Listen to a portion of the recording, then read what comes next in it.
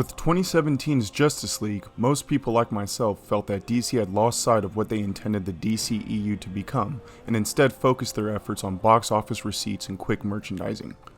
After a family tragedy, director Zack Snyder had to step away from the project, and the last bit of shooting as well as post-production was overseen by Joss Whedon.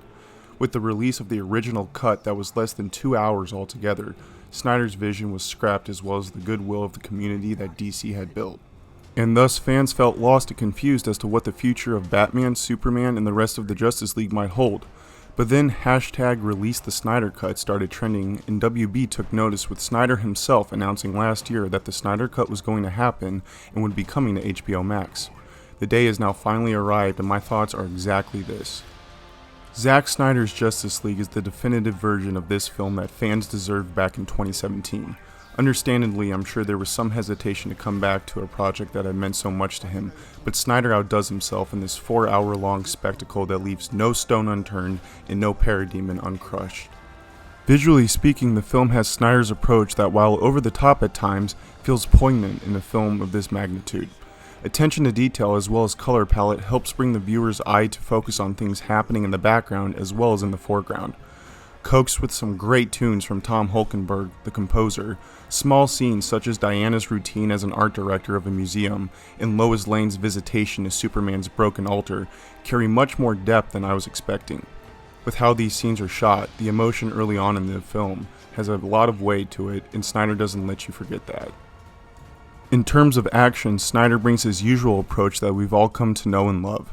His capture of action in slow motion and then back to normal speed helps emphasize the heroes and their powers in this story, which sometimes we take for granted when watching the dozens of superhero movies that come out nowadays.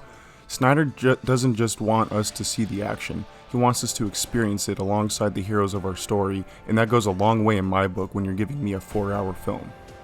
When it comes to characterization, in my opinion, this is where the film succeeds the most.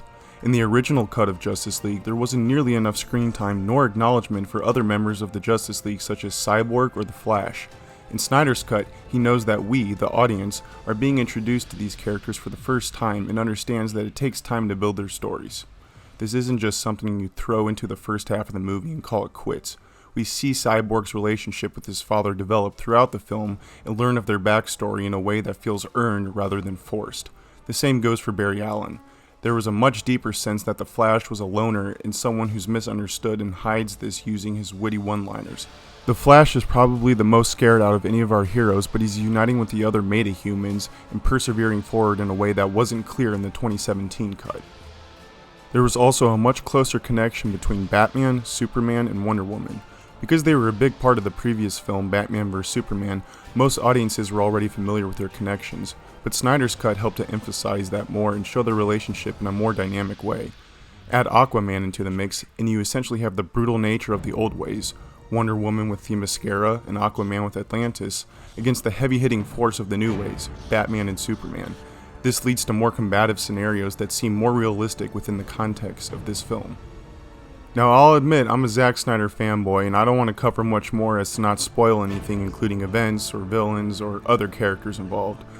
But with the release of the Snyder Cut, I have to say that both DC and Warner Brothers have outdone themselves. I remember signing this petition years ago to get the Snyder Cut released, and now that the day has finally come, I can say with complete honesty that it was worth it. The film is currently streaming on HBO Max, and I would highly recommend you check it out if you haven't already, as it is well worth your time. Hopefully with the success of Zack Snyder's Justice League, maybe us fans can convince WB to bring him back so we can get a universe from him that he has started. #restore the Snyderverse. Anyways, thanks so much for watching, guys. Please make sure to like and subscribe, and until next time, this is Aces signing off.